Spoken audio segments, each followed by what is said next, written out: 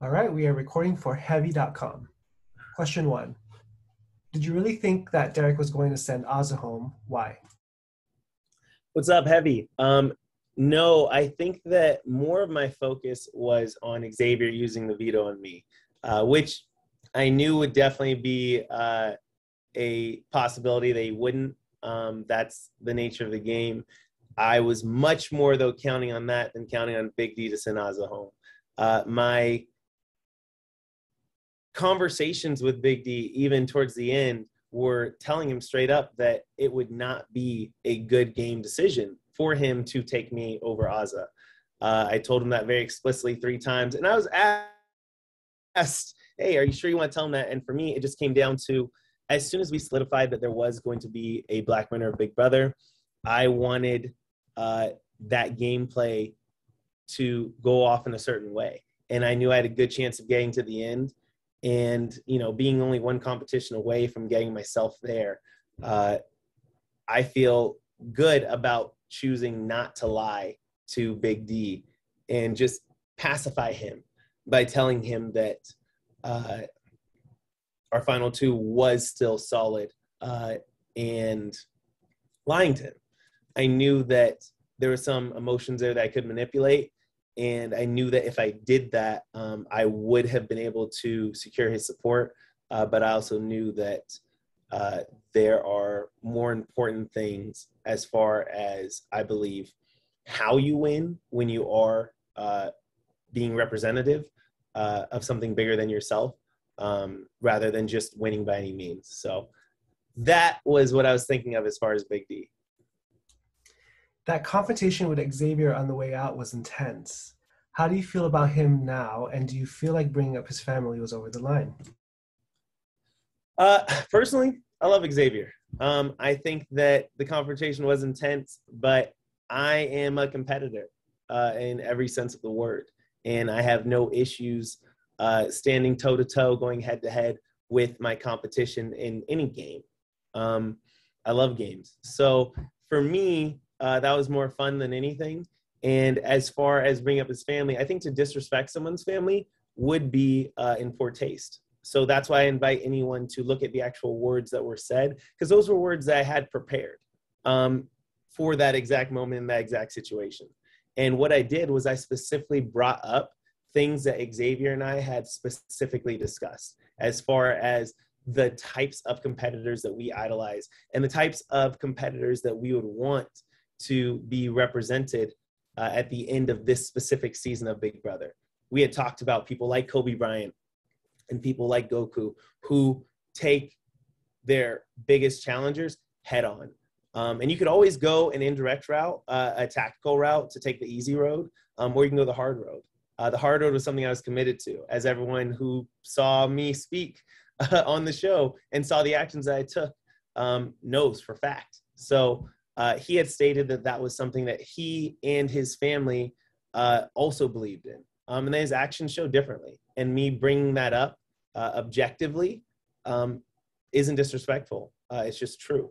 And so if somehow they feel a personal offense due to their own interpretation of those objective statements that I made, of course, that I can apologize for. But as far as the words that I chose, I'm very good with those. And so why on earth did you save why on earth did you save Xavier last week? Why did you want to take who you perceive as the strongest player to the end? I told people in the house as early as week 1 that I believe in going to the end with strong competitors. That being said, that was a tactical move. I knew that depending on who made it at different points in the game, that may change as needed. But as soon as we solidified the final 6 being the members of the cookout, I knew that we had an opportunity not just to make history of having the first black player for Big Brother, but I knew that I had an opportunity to decide how that winner got there to the end of the game. So having the power at final 6, and then again that veto at final 5, I saw an opportunity to take the easy road and just to get out Xavier by saving Chada instead in that moment. But I knew for me, I would feel much more satisfied with a victory sitting next to the strongest player in the house. And people said that was Xavier, and I agreed with them. And so that was the move that I wanted to make. And I said straight up to people, hey, even if I knew Xavier was coming after me, it's the move I would have made. I'd say if anything, the only thing I would have changed is I would have won that last head of household or that last veto at Final Four. But, you know, I didn't. And that's the way it played out this time. But I'm okay getting one competition away from potentially winning the game in the way that I wanted to on my own terms, something I can be proud of. That's something I'm pretty grateful and feel proud to have done. Do you wish now you had kept Tiffany and Hannah and gotten rid of Xavier? I mean, going in line with my other answers, I hold no regrets for the decisions that I made in the game. Literally, I wish that I won that Final Four HOH and veto. But outside of that, I told people straight up, hey, if I have somebody that's after me like Xavier, but they're the strongest person I can bring with me to the end, that's what I was committed to doing. And as far as Tiffany, who I think is potentially an equally strong competitor to Xavier, she, by her own admission, had made moves that she said were selfish and moves that were disloyal. And we were looking at having the first Black winner of Big Brother. And for me, I wanted to make sure that we had someone who didn't make those types of moves, someone who was more consistent with their actions and played at a higher standard. Of course, all those moves are perfectly acceptable. It's Big Brother. It's an individual game. You're allowed to do that. But for me and the things that I personally value, especially when she admitted that those decisions were those way, I decided to go with the more consistent person. That was Xavier. And it turned out that he had a different value system than myself. And that's the way that the game goes sometimes. We all have things that are important to us. And for some people, they just make different choices. And what was going on with you and Tiffany?